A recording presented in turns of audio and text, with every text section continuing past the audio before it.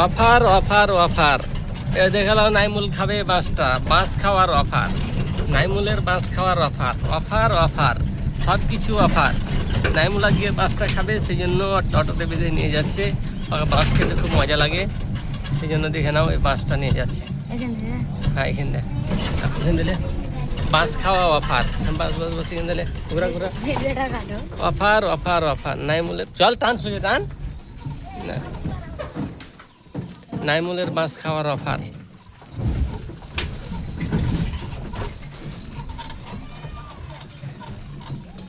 চল সামনে টান।